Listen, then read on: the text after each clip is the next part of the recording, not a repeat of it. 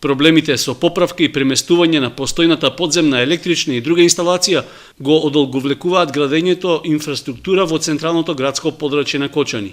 Најсвеж пример за тоа е изградбата на новото сообраќајно решение со кружен тек кај полициската станица, каде градежните работи траат повеќе од 2 месеци.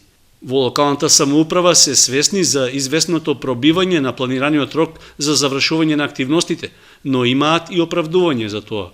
Имаме поситни проблеми со тоа што немаме информации за подземниот катастар, за тоа што немаме усогласеност со разните изведувачи кои што настапуваат на теренот, бидејќи се работи за централно градско подрачје, и заради тоа имаме мали доцнења. Меѓутоа за највеќе 2 седмици очекувам дека ќе имаме свечно пуштање на овој кружен ток. Немањето подземен катастар, односно план на постојната инсталација, не е карактеристика само за Кочани, туку и за другите градови во државата.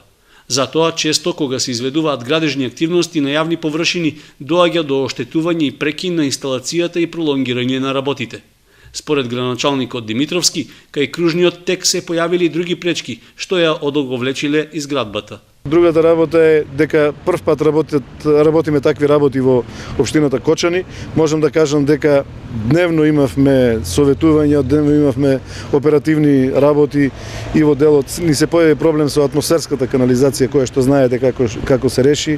Ни се појави проблем со осветлувањето, така да мошне повеќе непредвидени работи се јави, тоа е малку одолговлече. Понатаму, бидејќи забележувате и сами дека има густ сообраќај, и тој сообраќај не овозможува да се работи во нормални услови, туку сепак се едни малку поинакви услови. Изработката на подземен катастар не е ефтина финансиска инвестиција.